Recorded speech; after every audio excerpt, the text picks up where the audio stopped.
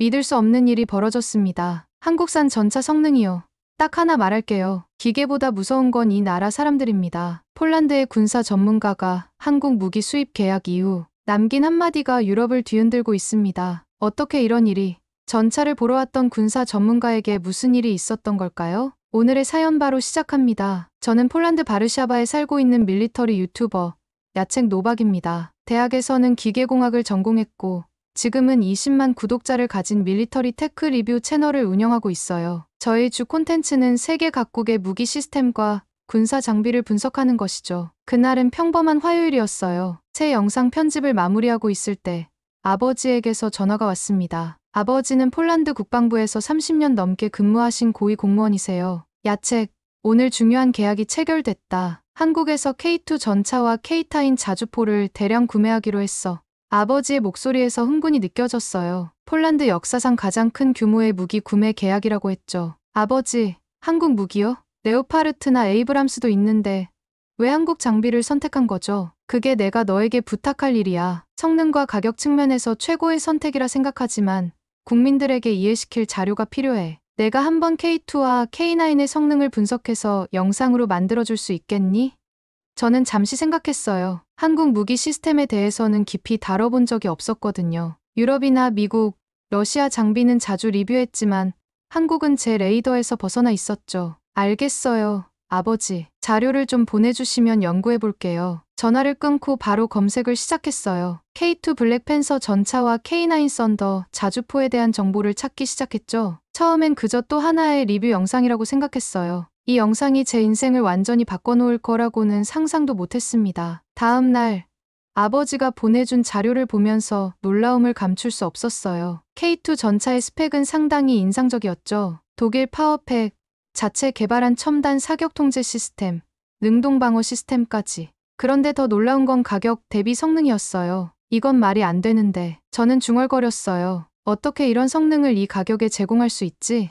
약간의 의심이 들었어요. 과장된 스펙이 아닐까 하는 생각이 들었죠. 그래서 더 깊이 파고들기로 했습니다. 영상을 만들기 전에 이 장비의 진짜 성능을 확인하고 싶었거든요. K2 전차와 K9 자주포에 대한 영상을 올린 지 하루가 지났어요. 평소 제 영상 조회수는 2, 3만 정도였는데 이번 영상은 이틀 만에 50만 뷰를 넘어섰습니다. 댓글도 폭발적으로 달렸죠. 이게 어떻게 된 일이지? 저는 화면을 계속 새로 고침하며 놀라움을 감추지 못했어요. 제 영상은 꽤 기술적이었어요. K2 전차의 유압 현수 장치, 32비트 화력 통제 시스템, 통합 전투 관리 시스템 등을 상세히 설명했거든요.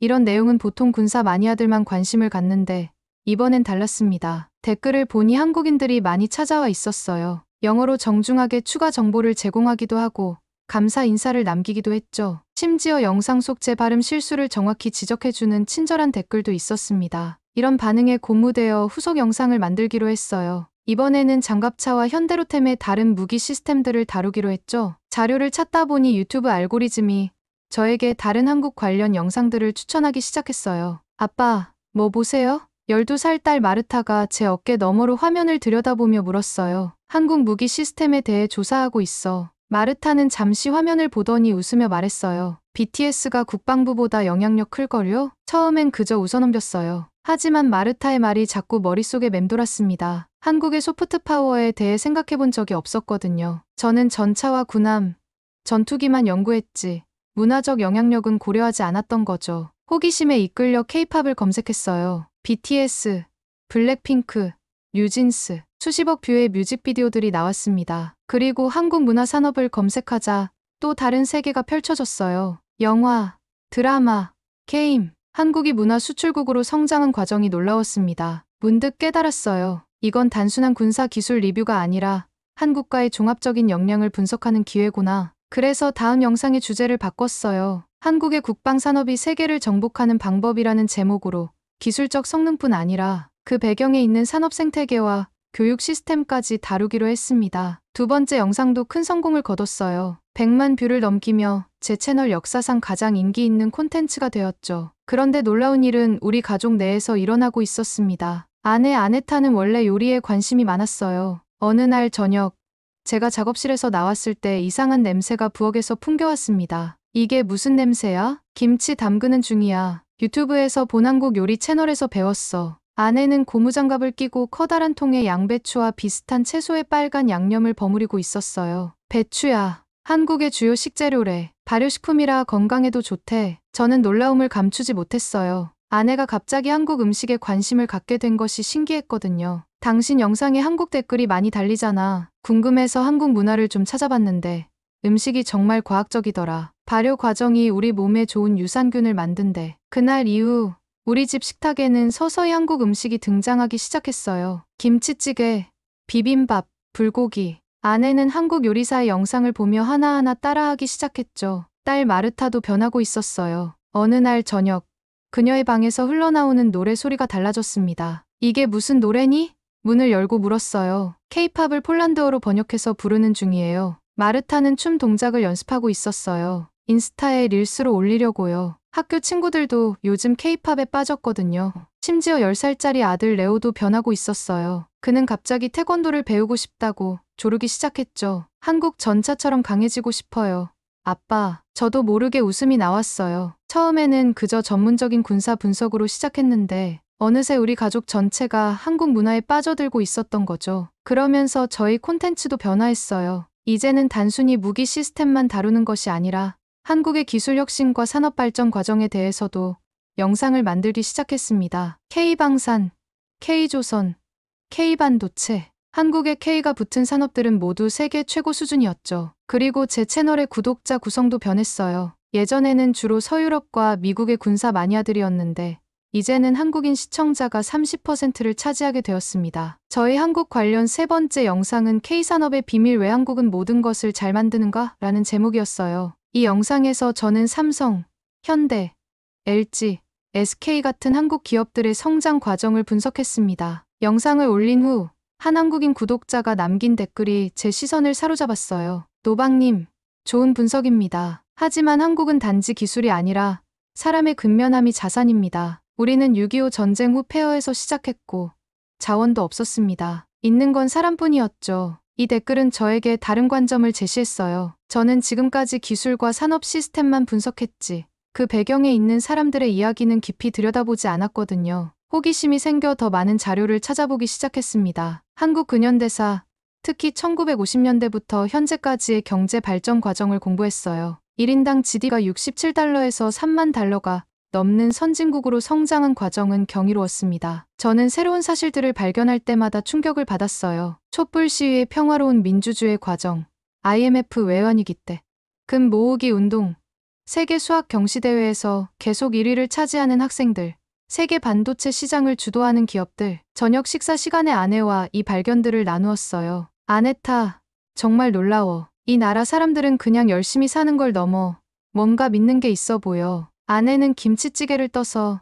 제 그릇에 담으며 말했어요. 그게 바로 내가 한국 음식에 빠진 이유야. 단순한 맛이 아니라 그 뒤에 있는 철학이 느껴져. 발효 과정은 인내와 기다림의 미학이잖아. 저희 부부는 그날 밤 늦게까지 한국에 대해 이야기를 나눴어요. 어떻게 그토록 짧은 시간에 그런 발전을 이룰 수 있었는지, 그리고 그 과정에서 사람들은 어떤 희생을 감수했는지에 대해서요. 다음 날, 저는 새로운 주제의 영상을 준비하기 시작했습니다. 한국의 진짜 무기 사람이라는 제목으로 한국인의 교육열, 근면성, 위기 대응 능력에 초점을 맞추기로 했어요. 그리고 한국인 구독자들에게 직접 질문을 던졌습니다. 여러분의 부모님 세대는 어떤 삶을 살았나요? 경제 발전 과정에서 가장 중요했던 것은 무엇인가요? 수백 개의 댓글이 달렸고 저는 그 이야기들을 하나하나 읽으며 깊은 감동을 받았습니다. 한국인들의 경험과 가치관은 제가 생각했던 것보다 훨씬 깊고 풍부했어요. 어느 날 아침, 아내가 흥분해서 저를 깨웠어요. 야채, 큰일 났어.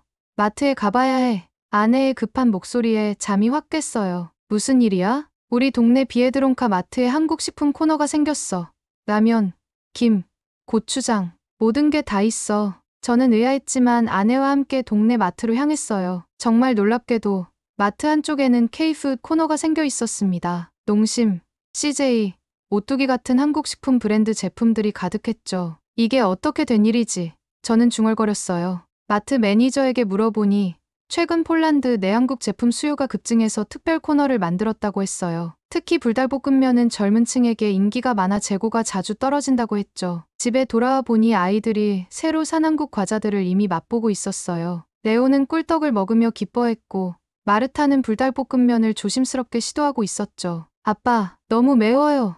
마르타가 물을 급하게 마시며 말했어요. 그런데도 그녀는 계속 먹었습니다. 근데 중독성 있어요. 더 먹고 싶어져요. 그날 저녁, 마르타가 내일 학교 도시락으로 김밥을 싸달라고 부탁했어요. 아내가 유튜브에서 배운 레시피로 만든 김밥이었죠. 친구들에게 자랑하고 싶어요. 한국 음식이 얼마나 맛있는지 보여주고 싶어요. 저는 문득 깨달았어요. 처음에는 제가 단순히 한국 무기 시스템에 대한 영상을 만들었을 뿐인데 이제는 우리 가족 전체의 일상이 변하고 있었어요. 한국 음식을 먹고 한국 음악을 듣고 한국 문화에 관심을 갖게 된 것이죠. 그리고 이런 변화는 우리 가족만의 일이 아니었습니다. 우리 동네, 나아가 폴란드 전역에서 한국 문화에 대한 관심이 높아지고 있었어요. 그것은 마치 보이지 않는 물결처럼 조용히 하지만 강력하게 퍼져나가고 있었습니다. 저는 이렇게 문화적 영향력이 퍼져나가는 현상이 군사력이나 경제력과는 또 다른 차원의 국가 힘이라는 것을 깨달았어요. 그리고 그 모든 것의 시작은 사람이었습니다. 창의적이고 근면하며 끈기 있는 한국인들이요. 새로운 영상 시리즈를 완성했어요. 한국의 진짜 무기 사람이라는 제목의 4부작 다큐멘터리였죠. 저는 이 시리즈에서 한국의 교육 시스템, 기업 문화, 위기 대응 능력, 그리고 미래 기술에 대한 투자를 분석했습니다. 마지막 영상의 결론 부분에서 저는 이렇게 말했어요. K2 전차의 성능은 최고지만 진짜 위협은 한국인의 정신이에요. 이 나라 사람들은 준비된 전사입니다. 그들은 불가능해 보이는 목표를 세우고 그것을 달성하기 위해 밤낮으로 일합니다. 한국의 진정한 경쟁력은 기계가 아니라 사람입니다. 이 영상은 제 예상을 훨씬 뛰어넘는 반응을 얻었어요. 폴란드 국내 언론은 물론 한국 언론에서도 관심을 보였죠. 어느 한국 뉴스 채널에서는 제 영상 일부를 인용하며 폴란드 군사 전문가가 본 한국의 정신력이라는 제목의 특집 기사를 내보냈습니다. 이런 반응에 저는 한편으로는 기뻤지만 한편으로는 부담을 느꼈어요. 저는 단지 제가 발견한 사실을 공유했을 뿐인데 갑자기 한국 전문가가 된 것 같았거든요. 아버지가 전화로 축하 인사를 전했어요. 야채, 내 영상 시리즈 봤다. 정말 훌륭해. 국방부에서도 다들 보고 있더라. 감사합니다. 아버지. 그런데 저는 그저 제가 발견한 사실을 말했을 뿐이에요. 아버지는 잠시 침묵했다가 의미심장한 말을 했습니다. 우리는 무기를 산 게 아니라 무기를 만든 그 민족의 정신을 산 거야. 그 말이 제 마음에 깊이 남았어요. 우리 폴란드가 한국에서 구매한 것은 단순한 강철 덩어리가 아니었어요. 그것은 기술력, 신뢰성, 그리고 그 이면에 있는 사람들의 정신이었습니다. 다음 날, 저는 K2 전차의 개발 과정에 참여했던 한국 엔지니어와 화상 인터뷰를 했어요. 그는 10년 넘게 하루 12시간씩 일하며 최고의 전차를 만들기 위해 노력했다고 했죠. 저희에게 K2는 그냥 전차가 아닙니다. 우리 국민을 지키는 방패이자 한국의 기술력을 보여주는 상징이죠. 그의 말에서 저는 제품에 대한 자부심과 국가에 대한 헌신을 느낄 수 있었어요. 이런 마음가짐이 한국 제품의 품질을 보장하는 근본 원인 중 하나라는 생각이 들었습니다. 영상 시리즈가 끝난 후 저는 새로운 방향을 고민하게 되었어요.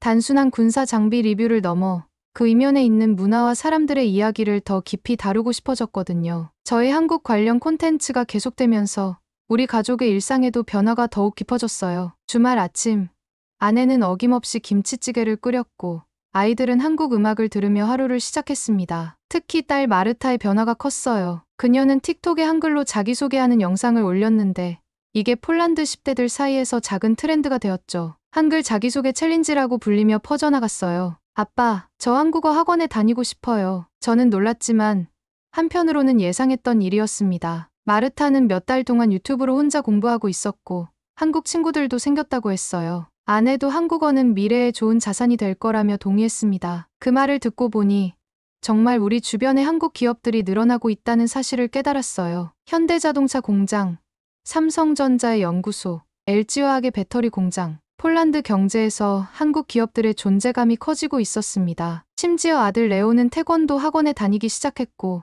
매일 저녁 동작을 연습했어요. 그도 태권도 본고장에서 배우고 싶다며 한국 여행을 제안했습니다. 저는 아이들의 열정에 감탄했어요. 처음에는 그저 제 직업적 호기심에서 시작된 일이 이제는 가족 전체의 관심사가 되었으니까요. 그날 저녁, 아내와 함께 진지하게 가족 여행 계획을 세우기 시작했어요. 다음 여름 휴가는 한국으로 가기로 결정했습니다. 서울, 부산, 경주 등 가고 싶은 곳이 너무 많았어요. 저는 여행 전에 기본적인 한국어를 배우기로 했습니다. 인사말, 감사 인사, 길 묻는 법 같은 기본적인 표현들이요. 아이들은 이미 저보다 앞서 있었지만 저도 그들과 함께하고 싶었거든요. 우리 집 벽에는 한국 지도가 붙었고 가족 여행 플래너에는 서울, 부산, 경주가 적혀 있었어요. 처음에는 전차에서 시작했지만 이제는 그 나라의 문화와 사람들에 대한 깊은 관심으로 발전한 우리 가족의 여정이 그곳에 기록되어 있었습니다. 몇 달 후 저는 한국 방위산업체의 초청으로 직접 한국을 방문할 기회를 얻었어요. K2 전차 생산 공장과 현대중공업 조선소를 견학하는 일정이었죠. 아이들은 너무 부러워했지만 이번엔 저 혼자 업무차 방문하기로 했어요. 인천공항에 도착했을 때 첫인상은 놀라움이었습니다. 모든 것이 빠르고 효율적이었어요. 입국 절차, 공항철도, 디지털 안내 시스템까지 모든 것이 제가 영상에서 분석했던 그대로였죠. 창원의 방산업체를 방문했을 때 저는 직접 K2 전차의 내부에 앉아볼 수 있었어요. 제가 유튜브에서 수십 번 설명했던 그 전차 안에 직접 있다는 것이 신기했습니다. 더 놀라운 것은 그곳에서 만난 엔지니어들이었어요. 그들은 모두 깊은 전문성과 자부심을 가지고 있었습니다. 한 젊은 엔지니어는 이렇게 말했어요. 노박 씨, 저희는 단순히 좋은 전차를 만드는 게 아니라 세계 최고의 전차를 만들고자 합니다. 그의 눈빛에서 저는 단순한 직업적 자부심을 넘어선 무언가를 보았어요. 그것은 국가에 대한 헌신이자 불가능을 가능하게 만들겠다는 의지였습니다. 울산 현대중공업 조선소 방문은 또 다른 충격이었어요. 거대한 선박들이 건조되는 모습은 압도적이었습니다. 세계 최대 규모의 조선소에서 세계에서 가장 큰 배들이 만들어지고 있었죠. 그곳에서 만난 한 베테랑 조선공은 30년간의 경험을 이야기해 주었어요. 1980년대 초 현대중공업이 어려움을 겪을 때 직원들이 어떻게 급여 삭감을 자발적으로 받아들이며 회사를 살렸는지, 그리고 그것이 어떻게 오늘날의 성공으로 이어졌는지를요. 서울로 돌아온 마지막 날, 저는 강남의 한 카페에 앉아 지난 며칠간의 경험을 정리했어요. 창밖으로는 분주히 오가는 사람들이 보였습니다. 학생들, 직장인들, 노인들, 모두가 목적을 가지고 빠르게 움직이고 있었죠. 그때 저는 깨달았어요. 한국의 진정한 힘은 화려한 빌딩이나 첨단 전차, 거대한 선박에 있는 게 아니라는 것을요. 그것은 그 모든 것을 가능하게 만든 사람들에게 있었습니다. 비행기를 타고 폴란드로 돌아오는 길, 저는 다음 영상의 대본을 작성하기 시작했어요. 제목은 한국의 진짜 무기 불가능을 거부하는 사람들이었습니다. 집에 도착하자 가족들이 한국 음식으로 환영 파티를 준비해 놓았어요. 아내는 직접 만든 불고기와 잡채를 자랑스럽게 내놓았고 아이들은 한국에서 가져온 선물에 기뻐했습니다. 저녁 식사 중 아버지에게서 전화가 왔어요. 그는 한국 방문이 어땠는지 물었습니다. 아버지, 이제 저는 확신합니다. 우리가 구매한 것은 단순한 무기가 아니라 그것을 만든 사람들의 정신입니다. 그 정신, 불가능해 보이는 일에도 도전하는 용기, 위기를 기회로 바꾸는 지혜, 그리고 더 나은 미래를 위해 헌신하는 마음, 그것이 바로 한국의 진정한 힘이었습니다. 오늘 사연에 대한 여러분의 생각을 댓글로 남겨주세요. 감동뭉클에서는 여러분의 소중한 마음을 모아 사연 주인공들에게 전해드리고 있습니다. 여러분 주변에 감동적이거나 재미있는 실제 사연들을 제보받고 있으니 언제든 저희 공식 메일로 제보해주세요. 오늘 들려드린 사연에 공감하셨다면 구독과 좋아요 눌러주시고 주변 분들과도 공유해주세요. 여러분의 작은 관심과 응원이 더욱 좋은 콘텐츠를 만드는 데 큰 힘이 됩니다. 오늘도 여러분의 하루의 작은 즐거움이라도 되었기를 바라며 지금까지 감동뭉클이었습니다. 끝까지 시청해주셔서 감사합니다. 다음에 더 감동적인 사연으로 찾아뵙겠습니다.